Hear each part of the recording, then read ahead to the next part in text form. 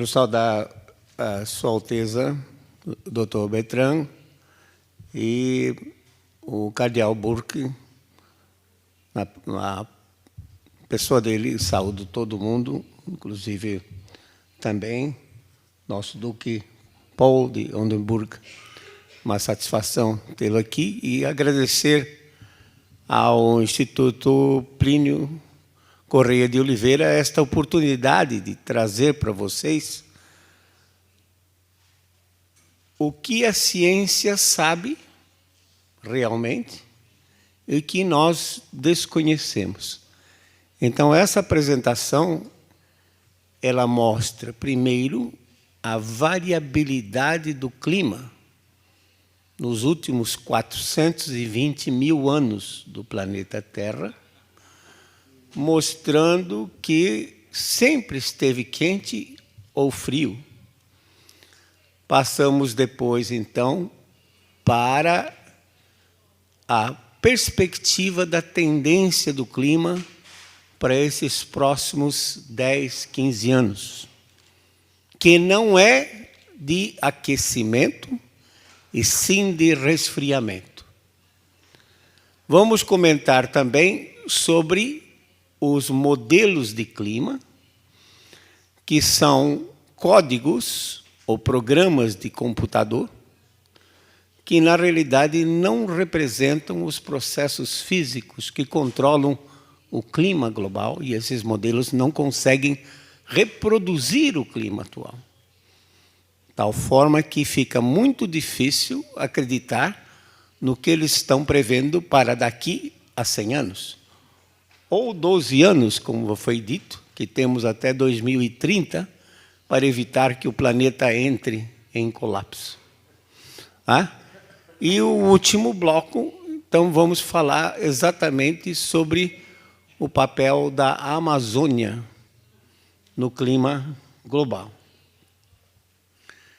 Então, as pesquisas feitas na estação de Vostok, na Antártica, utilizando cilindros de gelo, mostram, um parênteses, no último 1 milhão de anos, os geólogos dizem que a Terra passou por 9 glaciações. Cada glaciação dura aproximadamente 100 mil anos, e são interrompidas por períodos mais quentes, que duram da ordem de 10 a 12 mil anos, como este que nós estamos vivendo agora, o chamado Holoceno. Então, essa pesquisa na Antártica mostrou que nas últimas eras glaciais, os interglaciais de 130 mil, 240 mil e 320 mil anos atrás, as temperaturas foram entre 6 a 10 graus centígrados mais elevadas do que o presente. O Homo sapiens provavelmente tem da ordem de 160 mil anos. Já passou por um período mais quente, como também passou por um período mais frio, no cume dessa última era glacial, há 15 mil anos atrás, as temperaturas estavam 10 graus abaixo do que está hoje. E o Homo sapiens, sem a tecnologia que temos hoje, conseguiu sobreviver, tanto assim que nós estamos aqui. Não é? Então, a Terra já esteve mais quente sem a presença do homem e sem sua interferência de suas atividades. Nos últimos 10 mil anos, aqui a gente pode resumir a história da nossa civilização. Cerca de 8 mil anos atrás, o chamado ótimo do Holoceno, as temperaturas estavam aí da ordem de 2 a 2,5 graus acima do que está hoje, e a agricultura deixou de ser nômade e passou a ser uma agricultura fixa na região da Mesopotâmia, tá? Hoje o Iraque. Há 3.500 anos atrás, há um período também quente, chamado período Minoano. Os minoanos eram uma civilização que viviam aqui na ilha de Creta e que depois foi destruída pela erupção do vulcão Santorini. eles prestavam, por exemplo, serviços para os egípcios.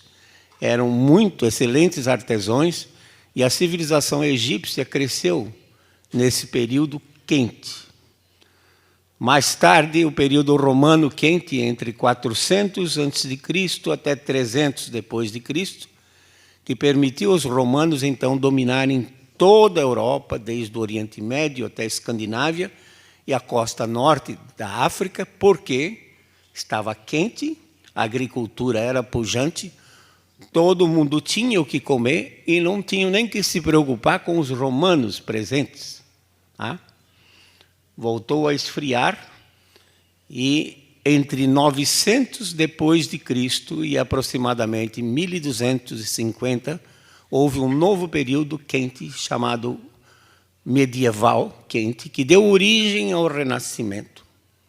E também muita riqueza na época, que permitiu, por exemplo, o início da construção das grandes catedrais. Né? Todas as grandes catedrais europeias são do início desse período quente, 900 a 1250 anos. Notre-Dame de Paris, que infelizmente sofreu esse acidente algumas semanas atrás, é de 1100.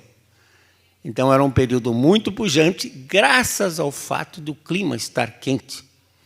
Então, se produzia bem. Depois, entramos na chamada Pequena Era do Gelo, a Pequena Era Glacial, que a partir de 1350, a Europa, principalmente, onde se tem grande documentação, mas o globo como um todo, sofreu uma redução de temperatura que foi um verdadeiro caos. Por exemplo, a peste negra graçou na Europa.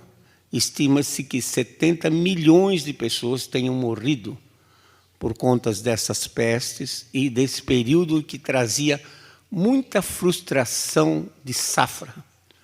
O povo estava com fome. E nós temos esse relato da Revolução Francesa de 1789, que mostra que o que levou o povo a depor a monarquia foi exatamente a situação que se encontrava em função dessa situação climática com temperaturas baixas, janela de produção curta, de tal forma que os invernos se alongavam e já os outonos já estavam sujeitos a geadas e granizos e neve, de tal forma que a produção era pequena. Vejam que, então, de maneira geral, já atingimos um pico há 8.000 anos atrás e a tendência de longo prazo dada pela linha verde mostra, então, que inexoravelmente estamos caminhando para uma nova era glacial. Mas ninguém precisa perder o sono por isso, porque provavelmente o pico dessa nova era vai acontecer daqui a 100.000 anos. Tá?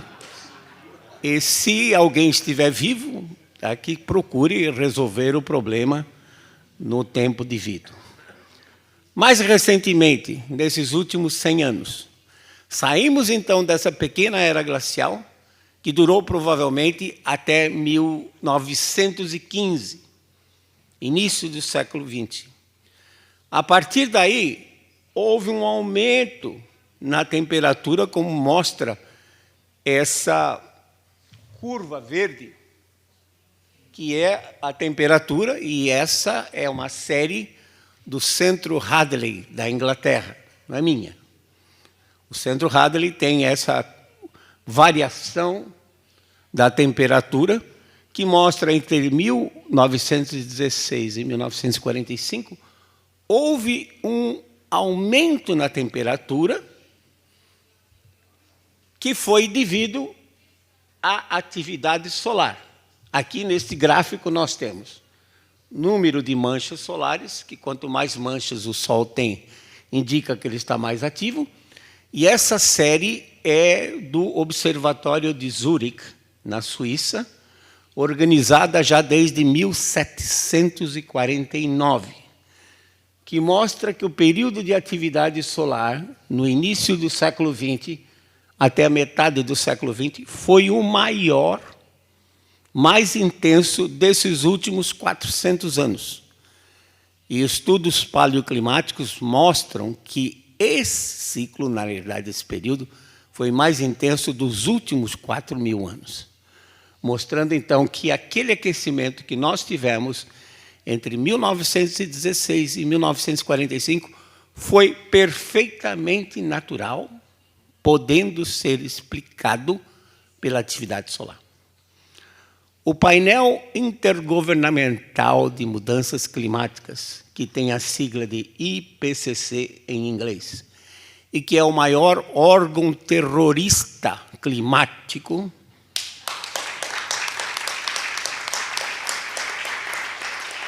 patrocinado pela ONU, quis atribuir ao homem esse aumento entre 1916 e 1945, mas depois percebeu que as emissões de gás carbônico eram muito pequenas e que não justificavam, assim deixaram fora. Como eles fazem, o que não interessa, eles deixam fora. De 1946 a 75, notem que houve um resfriamento global. Isso porque aumentou a cobertura de nuvens naquele período de aquecimento, 1916 a 45, aumentou a cobertura de nuvens, e a cobertura de nuvens no planeta Terra funciona como uma cortina. Se temos luz entrando por essa janela, por exemplo, e não queremos que o ambiente se aqueça, a gente fecha as cortinas. Então a radiação solar não entra. Nuvens, quando aumenta a cobertura de nuvens, a radiação solar vem do espaço exterior, bate no topo da nuvem e volta para o espaço exterior e o planeta esfria. Porém, se queremos mais luz, abrimos a cortina, reduzindo a cobertura de nuvens, entra mais radiação solar e o planeta aquece. Nesse caso, o aumento da cobertura de nuvens levou ao resfriamento dos oceanos. E veja o que acontecia na mídia naquela época. Eu vivenciei isso, porque eu estava fazendo meu doutorado na Universidade de Wisconsin, em Madison, e no inverno de 72 para 73, peguei temperaturas de 35 graus centígrados abaixo de zero, negativos. Desse período de resfriamento de 46 a 75, a mídia dizia o quê? The Big Freeze. Estamos indo para uma nova era glacial. Depois, em 76, a temperatura voltou a subir. Quer dizer, houve uma variação rápida, principalmente no Oceano Pacífico, que se aqueceu e começou a aquecer o globo. E aí entrou, a partir de 1988, com a criação do IPCC, começou toda essa histeria dizendo que as atividades humanas emitindo gás carbônico é que eram responsáveis por esse aquecimento. Mas aqui vocês veem claramente, lamentavelmente, este ano, 2019, completa 40 anos de dados de satélites. Uma Terra, um planeta que tem 4,6 bilhões de anos de existência, só tem 40 anos de dados que nos permite acompanhar o que está acontecendo no globo como um todo. E esses dados de satélite mostram, o SCIP foi um projeto internacional de cobertura de nuvens que mostra que, de 1987 até 2000, a cobertura de nuvens, que é essa linha preta, diminuiu em 5%, permitindo maior entrada de radiação solar. Eu calculei, esse 5% representaria apenas 4 watts por metro quadrado. Só que nós estamos falando em termos de energia, joules por segundo por metro quadrado, num planeta que tem 510 milhões de quilômetros quadrados. Ou seja, cada milhão de quilômetros quadrados, cada quilômetro quadrado tem 1 milhão de metros. Então, nós estamos num planeta com 512 bilhões, trilhões de metros quadrados. E quando você começa a multiplicar esse pequeno número pela área, e depois, quantos segundos temos num dia? 86.400. Quantos dias temos no ano? 365. Durante 18 anos, você vê que a quantidade de energia que entrou foi tão grande que a temperatura subiu naturalmente, apenas com a redução da cobertura de nuvens. E quando a cobertura de nuvens se estabilizou, nos últimos 20 anos, a temperatura tem estado estável, embora a emissão de gás carbônico tenha aumentado cerca de 11% nesses últimos 20 anos.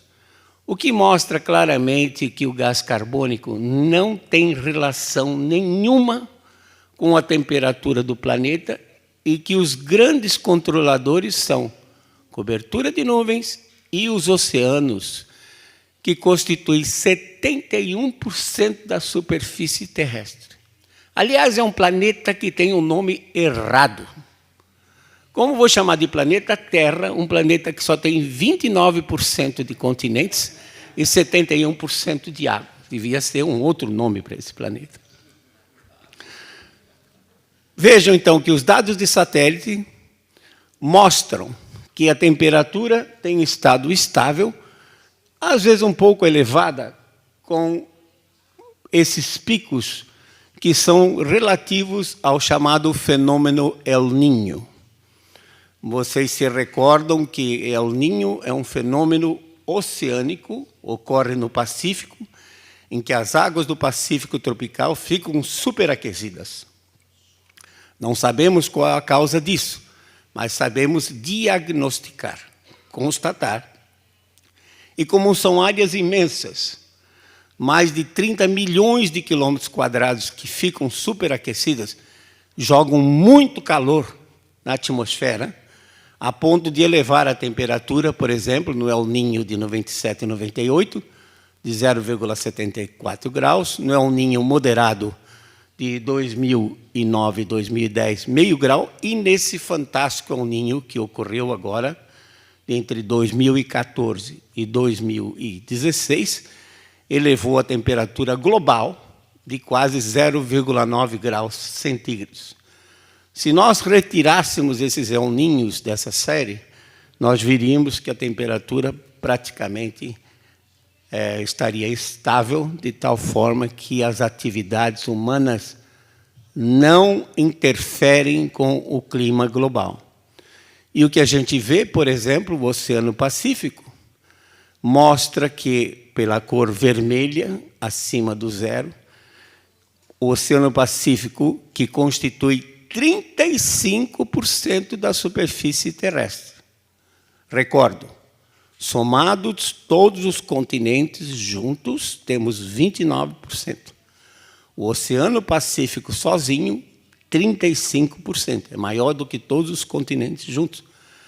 O Oceano Pacífico, então, é um dos grandes comandantes do clima global.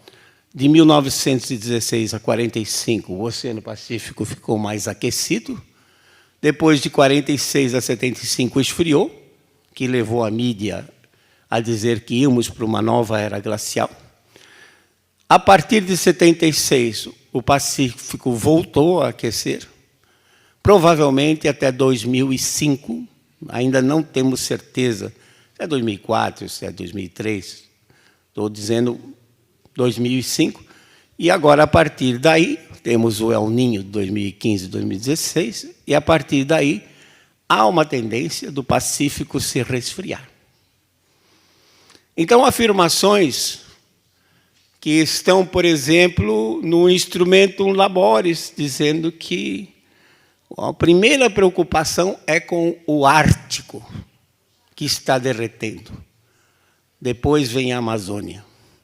E o Ártico estaria derretendo? Esses dados, tudo aqui está baseado em dados, não existe modelo. Esses dados de um sistema de boias, chamado ARGO, A-R-G-O. São boias inteligentes, porque o custo de se fazer pesquisa nos oceanos é muito caro. Um navio, sua tripulação e tudo mais. Então, os cientistas desenharam uma boia inteligente que ela se aprofunda até 2.000 metros de profundidade, se desloca com as correntes marinhas e, no 10º dia, ela muda sua estrutura, adquire flutuabilidade e sobe fazendo perfil de temperatura e de salinidade, chega na superfície, transmite para o satélite e afunda novamente para um novo ciclo de 10 dias. Essas boias estão dizendo que o Oceano Atlântico Norte, em 2006, estava com 9 graus centígrados em média, e que 10 anos depois, 2016, está com 7,5 graus. Então, quando houve aquele degelo, em 2006, 2007, na realidade, o Ártico estava mais quente por conta do transporte de calor pelas correntes marinhas. Temos 2 correntes principais no hemisfério norte, uma do lado da Ásia, chamada corrente de Kuroshio, e a outra do lado do Atlântico, chamada corrente do Golfo. Vossa Eminência, muito bem, ouviu sempre falar da Gulf Stream, né? Da corrente do Golfo. Essa corrente, então, ela leva o calor da região tropical, transporta o calor em direção ao Polo Norte, que o Ártico é fechado, né, geograficamente. Então, essa corrente, esse calor é jogado na corrente do Atlântico Norte, entra no Ártico, num iceberg. 10% está fora e 90% está submerso. Quando a água mais quente entra, derrete parcialmente a parte submersa, já não é mais 90%, é 87%, 85%, e com isso desestabiliza o sistema de tal forma que o que vocês veem aqui é o iceberg desmoronando e não derretendo, se transformando em água. Note que em cima do continente, apontada ali por aquela flecha amarela, a neve continua exatamente do mesmo jeito que está. Portanto, o derretimento do Ártico foi devido a um transporte maior, natural, comandado por um ciclo lunar, chamado ciclo nodal lunar, que tem um ciclo de aproximadamente 20 anos, que se refere ao plano da órbita da Lua, que não é fixo com relação ao Equador. Quando ele está mais inclinado, em 28,6, opa, o que foi que aconteceu? Transporta mais calor.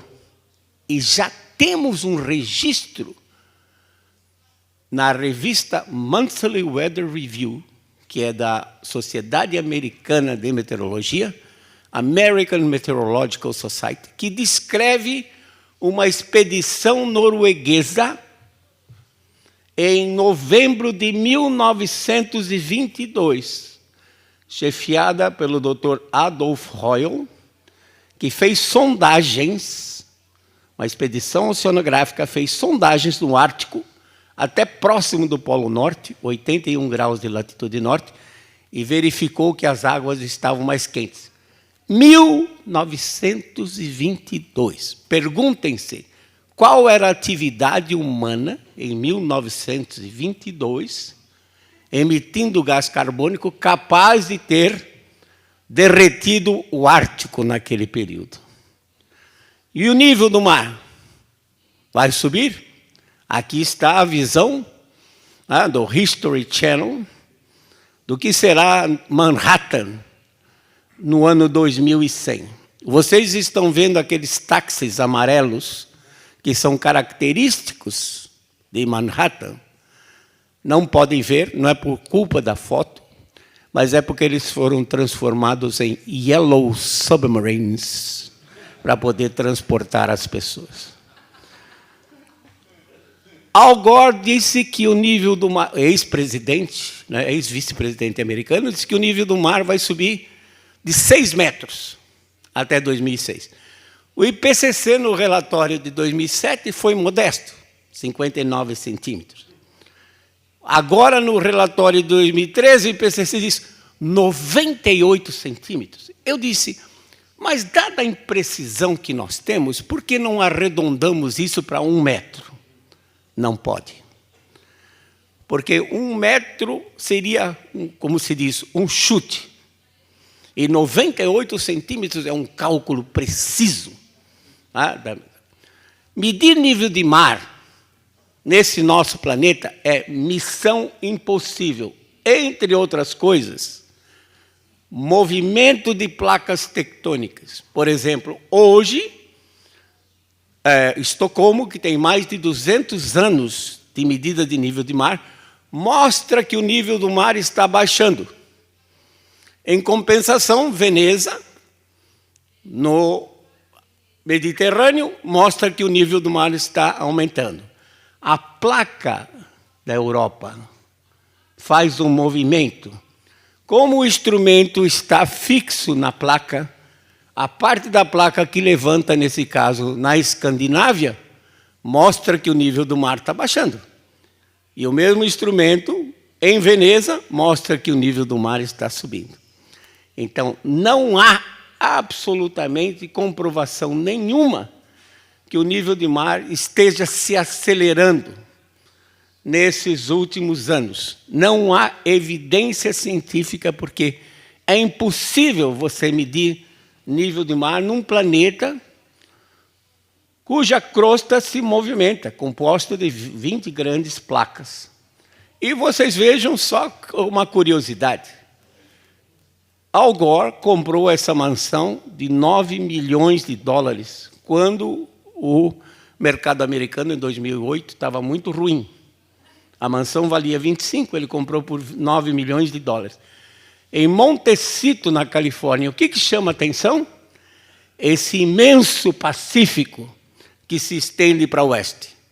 Então, um indivíduo que acredita que o nível do mar vai subir de 6 metros, gasta 9 milhões de dólares para comprar uma casa ao nível do mar.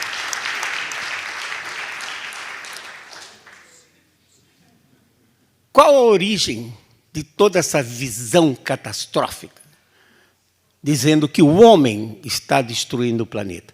Modelos de clima. O que são modelos de clima? São meros códigos de computador que não conseguem reproduzir o clima global, em particular, nuvens e chuva. Como nós vimos, nuvens é muito importante para controlar a entrada da radiação solar. Também não tem transporte de calor, que levaria o degelo do Ártico, como também não reproduzem os El Niños. E como é que a gente representa esses modelos num computador? Porque o computador ele não tem a ideia do contínuo. Nós podemos traçar num quadro uma reta. O computador não sabe o que é isso. Eu tenho que colocar pontos. Então, ele vai interpretar aquela sequência de pontos como se fosse uma reta. Para isso, a gente cria uma grade em torno do planeta, latitude e longitude, e também em vários níveis na atmosfera. E os dados são introduzidos em cada ponto de grade. Normalmente, devido às restrições dos supercomputadores, porque esses modelos são complexos. Por exemplo, o modelo da NASA, de última geração, ele tem 1,5 milhão de linhas de instruções. É difícil resolver isso, são complexos, mas não quer dizer que eles acertem. Os dados são introduzidos em cada ponto de grade. Atualmente, em geral, os modelos entre um ponto e outro têm 100 quilômetros de distância. pelo teorema da amostragem, eles só conseguem resolver fenômenos 2 vezes o tamanho da grade. Ou seja, qualquer fenômeno abaixo de 200 quilômetros, o modelo filtra. E não tem ideia do que seja. E os processos de formação de nuvens, vocês têm essa percepção? São locais. Às vezes está chovendo aqui e no quarteirão ali um pouco para frente já não está chovendo. Os processos de formação de nuvens de chuva são pequenos, de tal forma que o computador, entre 2 pontos, não sabe o que está acontecendo. Por isso, os modelos sempre vão errar em suas previsões, porque eles não conseguem resolver esses problemas que nós chamamos subgrade. Todos os processos físicos que ocorrem inferior ao tamanho da grade do modelo são excluídos, e chuva e nuvens é o principal deles no que se refere ao controle. Então, só como exemplo, na costa da América do Sul, nós sabemos, as observações indicam que, em geral, aquela região, em cima da corrente de von Humboldt, por exemplo, 70% do tempo está coberto com nuvens. Vejam, vários modelos, alguns não chegam nem a reproduzir, a dizer que tem 30% de nuvens. Portanto, os modelos não conseguem reproduzir a cobertura de nuvens, que é essencial. Modelo é bom? Então vamos fazer um teste. Eu tenho aqui os dados do aquecimento que ocorreu de 1916 a 1945. Dados registrados. Vamos ver se os modelos conseguem reproduzir isso que já foi observado. Olha, parece o que nós chamamos de um espaguete, né? Cheio de fios. Um modelo, por exemplo, esse vermelho, diz que a temperatura entre 1916 e 1945 era, em média, entre 15 e 16 graus. Enquanto o outro, aqui embaixo, diz que a temperatura estaria em torno de 12,3 graus. Quer dizer, entre os modelos, nesse caso foram 81 modelos, há uma divergência de mais de 3 graus centígrados. Como é que eu vou me preocupar com algo que diz não podemos passar de 2 graus, que é baseado em modelo? Ou então, nos próximos 10 anos, não podemos permitir que o clima aumente meio grau, quando os modelos não conseguem reproduzir isso. Muitas vezes o que eles fazem, ajustam os modelos, dado um período, fazem com que o modelo reproduza aproximadamente o que foi observado e depois rodam o modelo para frente. Nesse caso, também do IPCC, ou comparação de modelos, a número 5, que fez parte do relatório de 2013, pelos modelos, 2015, o ano de 2015, já deveria estar com uma temperatura de 0,6 graus acima do que as observações feitas por satélite e radiosondas mostram. Radiosondas são aqueles pacotes que sobem em balõezinhos e vão medindo.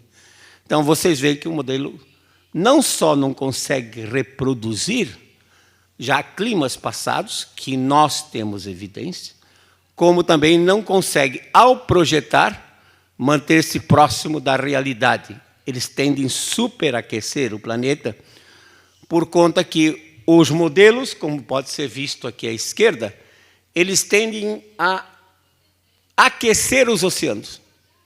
E como os oceanos constituem 71% da superfície terrestre, os modelos aquecem o planeta. Já a realidade ali, observado entre 1982 e 2013, mostra que os dados mostram que estava frio ao longo da costa das Américas, temperatura normal na maior parte do Pacífico e só um pouco mais aquecido do lado do mar do Japão e da Austrália e Indonésia. Quer dizer, se os modelos não conseguem reproduzir a temperatura dos oceanos, como os oceanos constituem a maior parte do planeta, então eles tendem a superaquecer o clima, e isso faz com que essas projeções feitas para modelos, para 2040, 2070, 2100, não sejam confiáveis. Então, nós não podemos absolutamente, por exemplo, prever uma catástrofe amazônica, de inflection point, o ponto de não retorno, baseado em cima desses modelos que não conseguem reproduzir o clima atual. E nem conseguem prever, às vezes com um mês de antecedência, o que vai acontecer. Por exemplo, fato real, modelos de clima não previram o inverno nos Estados Unidos neste ano, em que a temperatura na região de Chicago chegou a 40 graus negativos e fez com que toda aquela região do Corn Belt, do milho, e estados que plantam soja, como Indiana, Ohio, ficasse com solos congelados e logo depois recebessem chuvas torrenciais, que fez com que, então, os agricultores não pudessem plantar. Atrasaram o plantio durante 3 semanas e agora estão rezando para que não haja nenhuma geada forte agora nesse mês de outubro, ou nevasca que venha a impedir a colheita da soja e do milho. Modelos não conseguiram prever essa situação para os agricultores americanos. Como é que eu vou ter confiança no que estão prevendo para 2100? Aliás, é até fácil, né, de prever para 2100, porque até lá vai estar todo mundo morto, ninguém vai cobrar de ninguém, e o dinheiro já foi gasto, né? Não vai ninguém para a cadeia, né? Infelizmente. E o que pode acontecer nesses próximos anos? Resfriamento global. Por quê? Primeiro, o Sol é a nossa principal fonte. Vocês viram esse gráfico antes e mostra, então, a atividade solar. Notem que a cada 100 anos, como aqui está escrito o mínimo de Dalton, no início do século XIX, o Sol entrou num mínimo de atividade. Posteriormente, no início do século XX, o Sol de novo entrou num mínimo de atividade. Então, superimposto a esse ciclo de 11 anos que é comum no Sol, existe um ciclo maior de cerca de 100 anos. E os físicos solares dizem que esse próximo ciclo, que começa agora, 2019, vai ter um mínimo de atividade que pode ser até inferior ao que ocorreu há 200 anos atrás. O efeito não é direto, não reduz a radiação solar. O que acontece é que o campo magnético do Sol fica mais fraco. E esse campo magnético nos protege das partículas de alta energia que vêm do espaço exterior, resultantes da explosão de estrelas supernovas. Quando o campo magnético solar enfraquece, a Terra fica sujeita a um bombardeio maior dessas partículas de alta energia e, de acordo com um físico dinamarquês chamado Henrik Svensmark, em laboratório, essas partículas aumentam a cobertura de nuvens. Indiretamente, aumentando a cobertura de nuvens, reduz a entrada de radiação solar. Então, o enfraquecimento do campo magnético solar levaria, com a cobertura de nuvens aumentada, uma redução da entrada de radiação e o resfriamento dos oceanos. Então, o que foi que eu fiz? Eu peguei dados de 1999 a 2018, esses últimos 20 anos, e subtraí daquele dado aquele período em que os oceanos estavam mais quentes, 1976 a 98. Olhem a linha do zero, representada pela seta azul, onde está? que mostra claramente que nesses últimos 20 anos, a região próxima das Américas, até praticamente a linha da data, o Pacífico já está esfriando. E como ele é, digamos, o grande comandante do clima global, como aconteceu naquele período de 1946 a 75, então a tendência desses próximos anos é de resfriamento. A Europa também vai sofrer com isso. Esses dados já do ano passado mostram um resfriamento do Atlântico Norte. Como vocês viram naqueles dados, de 2006 para 2016, houve um resfriamento de 1,5 graus no Atlântico Norte. Isso é ruim, porque o vento, o ar passa por cima das Américas, passa por cima do Oceano Atlântico e vem para cima da Europa. Então, se o Oceano Atlântico estiver mais frio, vai trazer ar mais frio e ar mais seco, e com isso a Europa também vai sofrer com invernos mais longos, uma frequência de inverno maior. E vocês viram, já desde o início, que clima frio é ruim para a humanidade. Se São Pedro me desse a chave e dissesse assim, professor Molhon, o senhor quer virar para clima quente ou clima frio? Eu viraria para o clima quente, porque a história mostra que a humanidade sempre progrediu com climas quentes. O clima ruim, frio é ruim.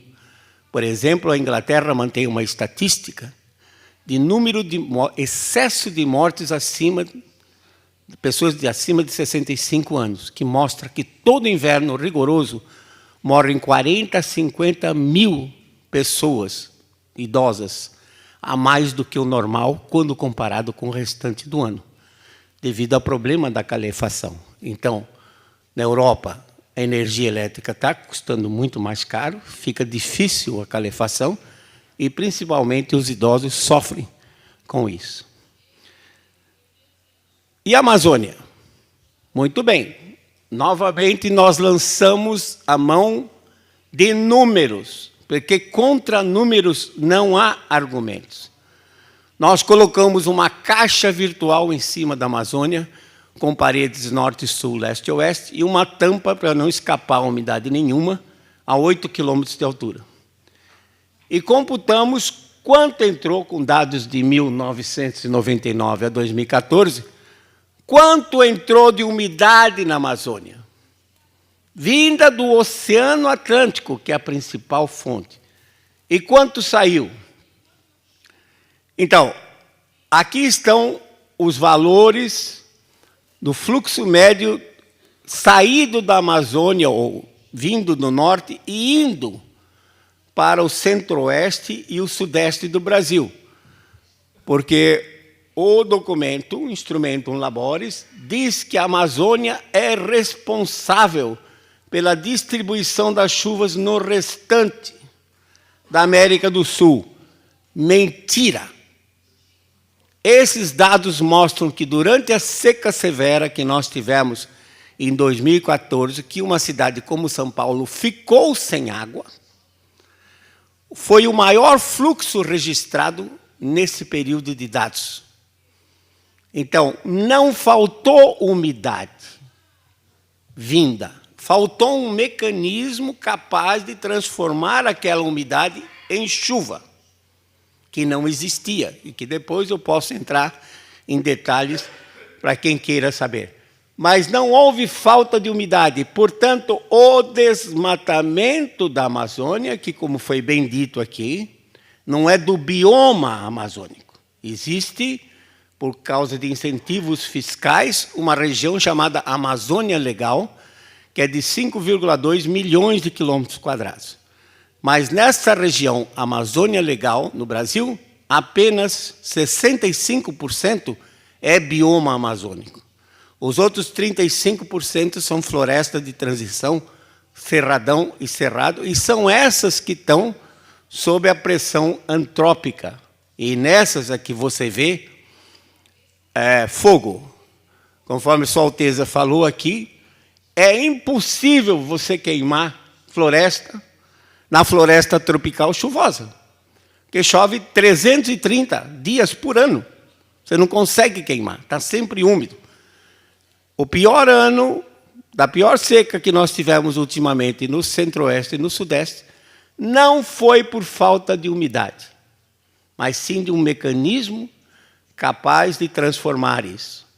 Então, em números redondos, números aproximados, entra do Oceano Atlântico 500 mil metros cúbicos por segundo.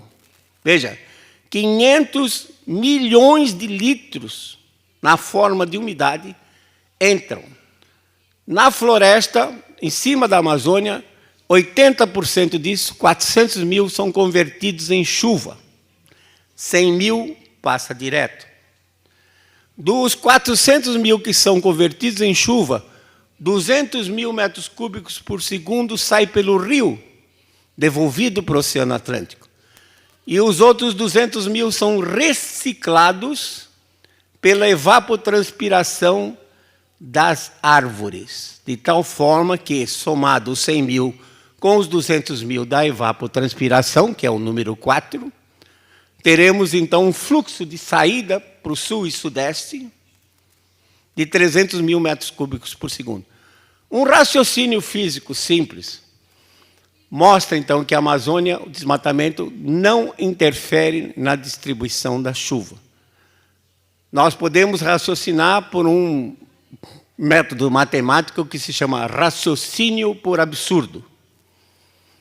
Se a região amazônica fosse fonte de umidade, ao longo desses 15 mil anos que terminou a última era glacial, ela já teria virado um deserto. Por outro lado, se acumulasse mais água na Amazônia, ao longo desses 15 mil anos, ela teria virado um lago. Como ela está estável, então, implica que a Amazônia não interfere na hidrologia da América do Sul. A floresta não é fonte de umidade. Uma árvore não produz água.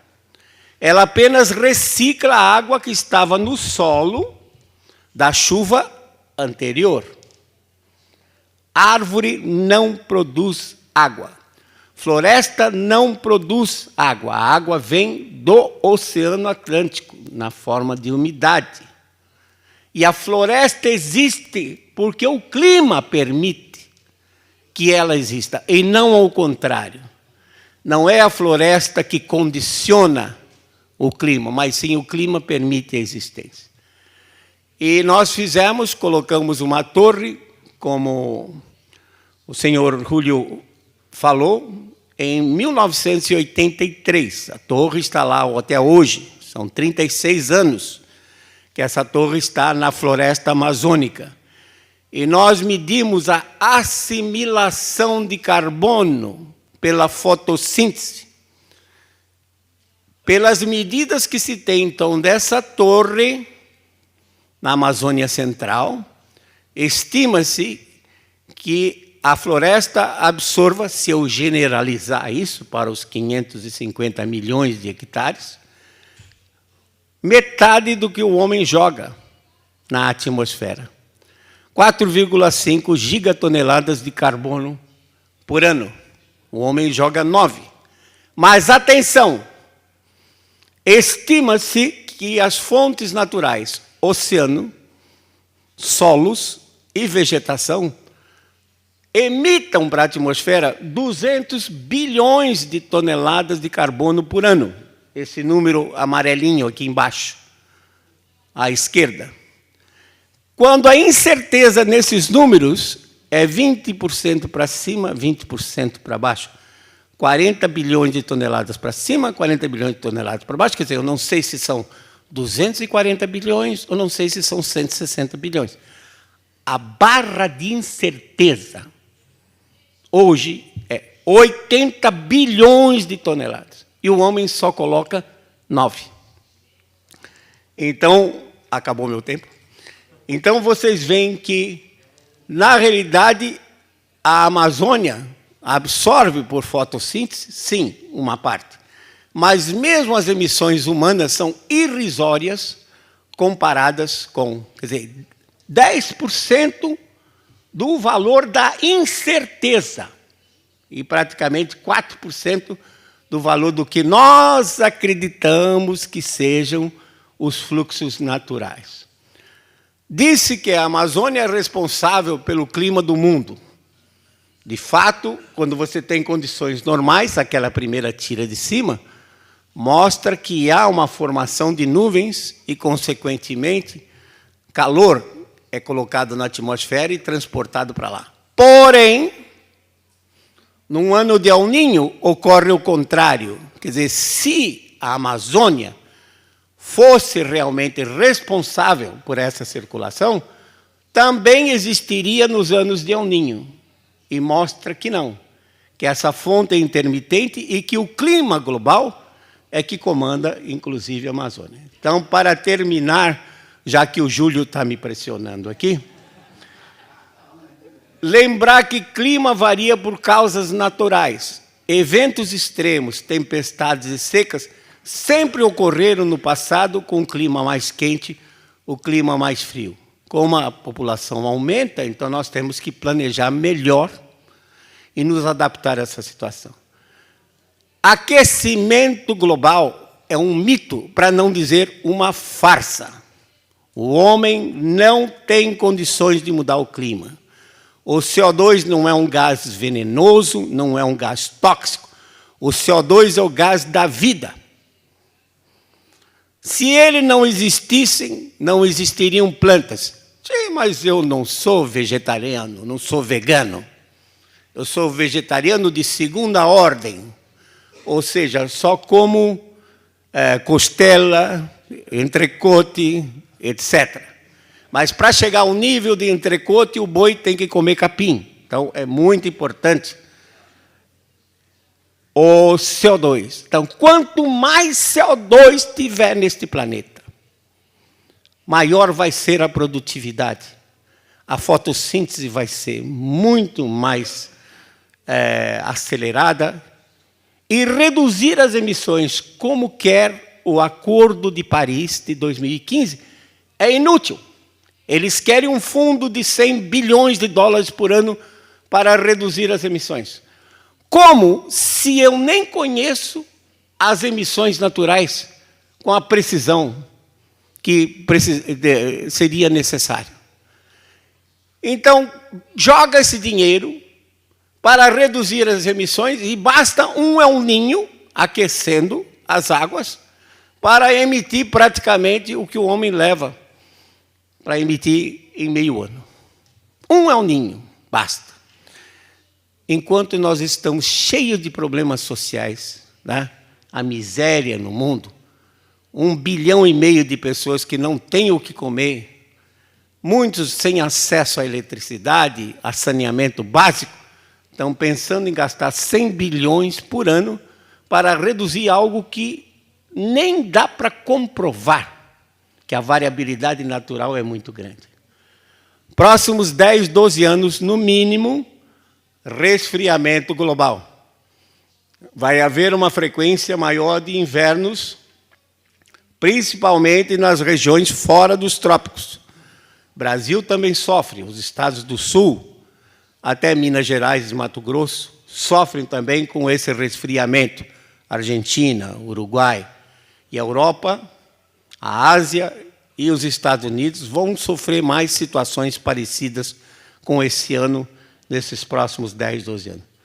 Lembrar que a floresta não produz água, apenas recicla a água da chuva de tal forma que, se não chover, não tem água para reciclar. Aliás, a física leva-nos à conclusão seguinte: quando o vento vem em cima do oceano, o oceano é uma superfície lisa. Ele encontra a atmosfera, a floresta é uma superfície rugosa. É como se fosse um carrinho elétrico andando em cima de um piso liso, de uma cerâmica, e sobe para cima de um tapete. Ele dá aquela parada. A mesma coisa acontece com o vento. O vento nos baixos níveis, em cima do oceano, é acelerado, entra para cima da floresta, dá aquela brecada, e parte disso se transforma em convecção, movimento vertical. Se eu retirar a floresta, uma hipótese absurda, que ninguém defende a retirada da floresta, mas se eu retirar a floresta, a superfície vai ficar mais lisa, o vento vai se acelerar nos baixos níveis e vai haver maior transporte de umidade para o centro-oeste e para o sudeste. Assim que, na realidade, a floresta é um empecilho para as chuvas e não o contrário. Então, o desmatamento absolutamente não interfere. E um ponto importante, confundem mudanças climáticas com conservação ambiental. A conservação ambiental não tem nada a ver com o clima. Ela é de extrema necessidade para o ser humano. Temos um planeta vizinho, planeta Vênus, mais ou menos perto, mas a temperatura de superfície é 470 graus centígrados, acima de zero, positivo. Convenhamos que muito quente. Não há cerveja no mundo capaz de baixar isso. Por outro lado, se vamos a um outro planeta também próximo, Marte, temperatura 52 graus negativos. Não tem oceanos, não tem praias. Fica muito difícil. Nem oxigênio tem, fica difícil viver num planeta. Então, vamos conservar esse nosso planeta, porque aí a gente consegue, já conhece, fica mais barato a gente viver aqui. Então, a conservação é uma necessidade da sobrevivência da espécie humana no planeta, mas é independente. Se aquecer 5 graus, como o Al Gore quer que aqueça, vai ter que conservar. E se esfriar, como eu acho que vai esfriar nesses próximos anos, também tem que conservar. Então, não se pode confundir conservação ambiental com mudanças no clima. E vamos lembrar das palavras de Francis Bacon, que é muita pretensão o homem achar que ele pode mudar o clima. Nós não podemos comandar a natureza. Nós podemos apenas nos adaptar a obedecer o que ela nos impõe. Muito obrigado. Desculpe de ter passado um pouquinho de tempo.